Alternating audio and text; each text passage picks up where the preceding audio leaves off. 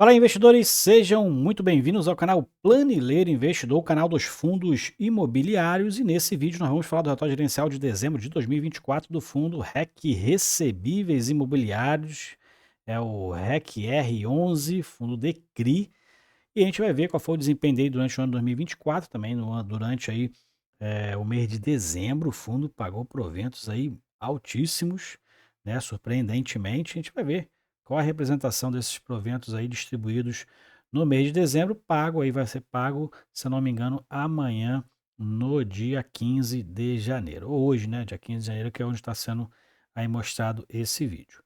Beleza? Então, fique conosco para saber informações atualizadas. Se você ainda não é inscrito no canal, se inscreva aí no canal, ajuda a gente, deixa seu like também, ative as notificações para você ficar ligado nos vídeos que a gente posta aqui no canal, tá? E eu vou deixar esse relatório gerencial e o link do nosso grupo do Telegram, grupo aberto, na descrição deste vídeo. Vamos lá então, vamos falar aqui do REC R11, fundo que eu não tenho mais em carteira, tá? Tive até aí 2024, meio de 2024, acabei vendendo a minha posição, né? E depois disso o fundo teve uma queda bem relevante, né? E aí dei até a sorte, porque eu vendi para poder aproveitar uma outra oportunidade, e o fundo acabou então despencando ali a partir de junho, né? Junho, julho. E aí até que eu dei sorte, que eu não sabia que os fundos iam cair dessa forma. Mas estou de olho de novo no fundo, né? Que ele está bem descontado aí também em relação ao valor patrimonial e segue aí relativamente saudável, né? A gente vai ver aqui algumas informações importantes em relação a isso. Para quem não conhece, é um fundo que tem mais de 2,3 bilhões em patrimônio, o valor de mercado é quase 2 bilhões, então está abaixo. Aqui, fechamento de dezembro, é um fundo gerido pela REC Gestão de Recursos e tem rentabilidade alvo IMAB mais 1%, paga 1,20% de taxa de administração e taxa de gestão, que é a consultoria, ao ano, né, que já vem apropriado mensalmente aí dentro dos seus resultados e não prevê taxa de performance. Seria para investidores em geral, com domínio fechado e a prazo indeterminado, né? Número de cotistas atual, 167 mil cotistas. Se eu não me engano, essa quantidade de cotistas segue em queda, né? E REC R11 é o código de negociação na Bolsa de Valores. Aqui a gestão fala, no dia 15, então, vai pagar aí o resultado de 27,3 milhões, o resultado distribuível, e o rendimento por cota deu mais de R$ 1,03. Surpreendentemente, que o fundo estava distribuindo valores bem abaixo, né? E o preço de fechamento foi R$ 74,54, que dá um dividend yield de 1,39% e 16,6% de dividend yield anualizado. A representação em relação ao CDI é mais de 193% do CDI líquido, né? Então, rentabilidade muito boa. O fundo encerrou o mês, então, com 94% dos seus recursos alocados, são 103 operações de CRI e 11 fundos de investimento imobiliário, que a gente vai ver aí esse detalhamento um pouquinho mais para baixo. O fundo não tem previsão aí de novas ofertas, tá? E o resultado dos últimos 12 meses, ó, o fundo então distribuiu R$ 10,88 por cota durante o ano de 2024. E desde lá do início do fundo, que foi dezembro de 17 até dezembro de 2024, então em dezembro o fundo fez aí 7 anos de mercado, o fundo distribuiu mais de 124% de valor de rendimento em relação à cota 100, que é um fundo na base 100, né? Bom, mais para baixo a gente vai ver aqui algumas movimentações. O fundo fez bastante alocação durante o mês de dezembro. Então, a gente vê aqui a aquisição do CRI Buriti, isso aqui são novas aquisições, 17 milhões, IPCA mais 9%, CRI PHV, mais de 50 milhões de reais o fundo investir, IPCA mais 9,65%, Cred Blue, 11,4 milhões, IPCA mais 9%, CRI Terra Santa, 10 milhões e meio de reais, IPCA mais 8, taxas aí bem interessantes, né? Os prêmios de risco, né? CRI Bacabal, 8 milhões e meio, IPCA mais 12%, o risco deve ser um pouquinho maior nesse CRI aí. E o fundo fez novas aquisições, adquiriu novas cotas de CRI que ele já tinha em carteira aqui, ó, IPCA mais 10 do Panambi, Matarazzo no IPCA mais 9,5%, um pouco mais de 1 milhão e 400 mil reais. O CRI VIX 5, 20 milhões de reais de IPCA mais 10,5. CRI Vita, 825 mil, foi mais modesto esse, né? IPCA mais 8,7. O VCA 2, 8 milhões e meio de reais de IPCA mais 10,25%. E CRI ativos residenciais diversificados, foram mais de 24,8 milhões de reais. E esse foi pelo CDI, ó, CDI mais 8%. Além disso, o fundo comprou novas cotas do AR11, somando mais de 3,4 milhões de reais. E na gestão de liquidez, o fundo vendeu aí em torno de 10 milhões de reais em crise. Também alienou aqui ou vendeu também o MOSSI 11, Fundo de Investimento Imobiliário, um pouco mais de 2 milhões e meio. Tiveram algumas liquidações também aqui no CRI Alphaville, no Realbor 3 e no Porto Seguro, fundo imobiliário, né? O principal aqui foi o fundo imobiliário, mas as liquidações acabam sendo, em sua maioria, ali, são amortizações e não vai para o resultado distribuído. No portfólio teve reavaliação do imóvel que ele tem em carteira, né? Que foi resultado aí de uma garantia de um dos CRIs que tinha em carteira, o Morumbi Plaza, 78,2 milhões. Não falou que esteve alto, se foi valorizado ou se foi desvalorizado, só falou que foi reavaliado. E o Ávida teve uma repactuação agora em dezembro. Dentro da repactuação que se destaca, né, é o juro, né, aquele prêmio de risco, indo de 11% para 15%. Então, o Ávila era um que tinha problema de inadimplência, pode até, né, estranho aumentar isso aqui, vai até piorar a situação, né? Vamos ver se ele vai cumprir com essa nova repactuação. Aqui o que a gente vê é um patrimônio de 2,3 bilhões de reais, teve um pouquinho aqui, um aumento bem sensível aqui em relação às alocações dos ativos, né? A gente vê que em dezembro o fundo fez ali bastante alocação. E aqui que a gente vê são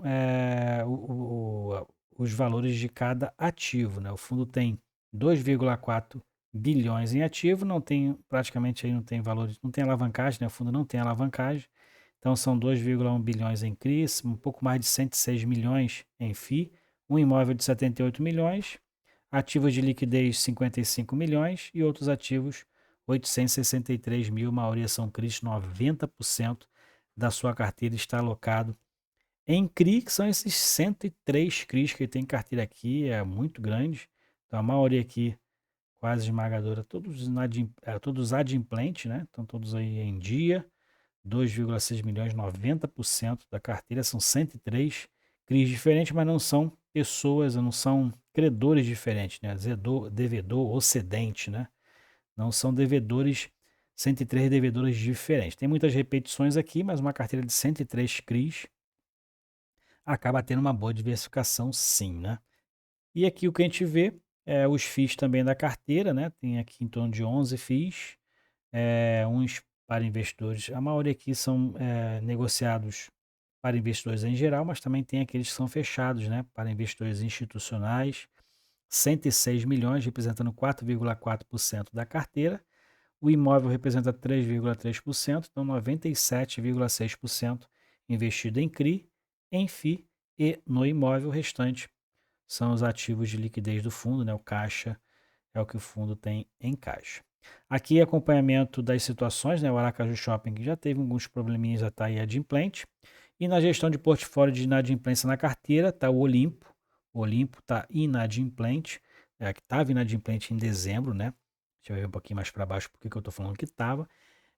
Mas aí está inadimplente e teve como evento subsequente, uma repactuação do Olimpo 2, tá? Esse aqui é o Olimpo 1, então ainda está inadimplente o Olimpo 1, mas o Olimpo 2 já teve uma repactuação em janeiro, como evento subsequente, como eu falei, e aí teve essa reestruturação aqui.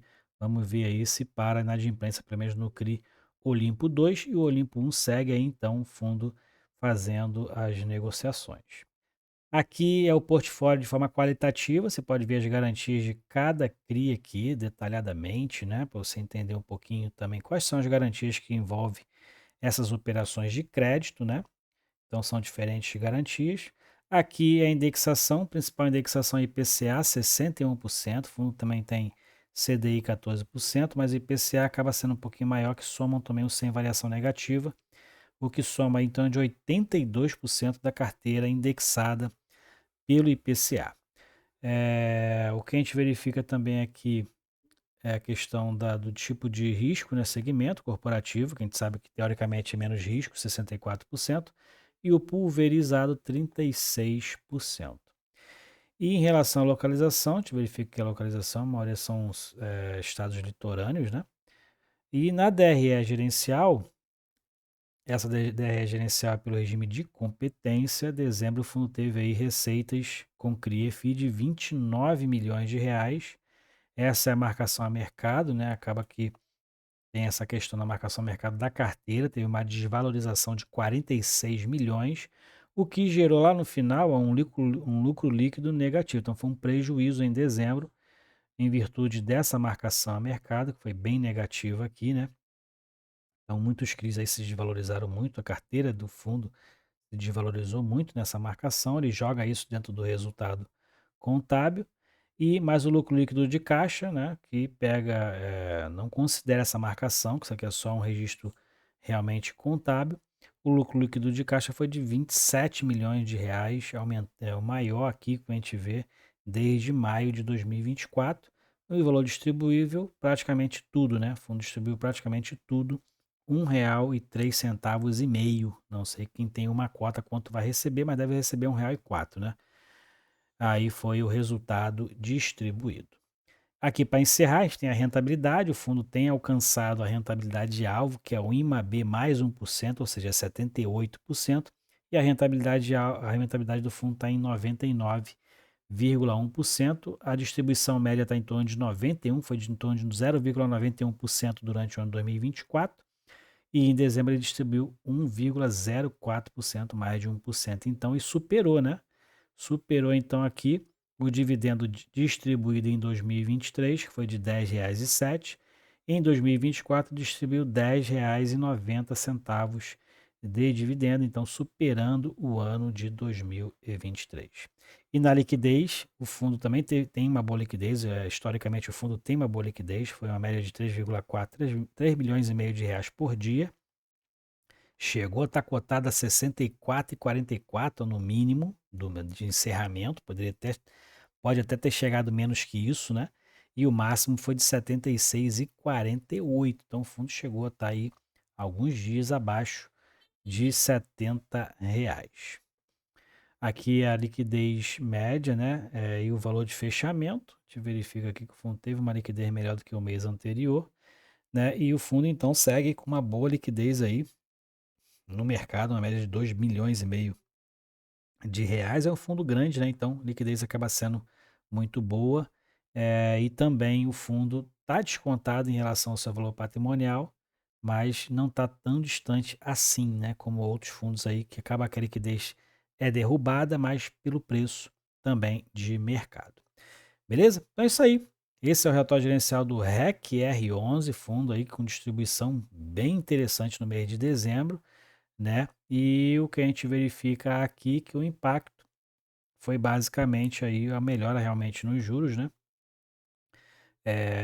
Pegou os juros lá de outubro, né? E o fundo fez diversas alocações também nesse período agora de dezembro, né? Então, o fundo está tendo um melhor desempenho e o que a gente tem observado também nos outros fundos de CRI, que tem a sua maioria indexação pelo IPCA, então o aumento da inflação pode estar significando aí a volta do aumento da distribuição dos fundos, mas isso a gente sabe que não é bom para ninguém. O aumento da inflação acaba também aumentando os preços, não é bom para ninguém, então é bom estar bem equilibrado, a gente tendo aí uma economia equilibrada, recebendo aquilo que realmente não possa prejudicar o pagamento das empresas e suas obrigações, que acaba aqui também o aumento da inflação e o aumento da taxa de juros aumenta o risco da inadimplência desses devedores que tem aqui na carteira dos fundos de CRI. Beleza? Então é isso aí. Se você gostou do vídeo, deixa o seu like, deixa suas opiniões também nos comentários desse vídeo, tá bom? E também, se você é cotista do REC R11, compartilhe com a gente aí qual o percentual da sua carteira hoje. Fique com Deus, até o próximo vídeo. Tchau, tchau.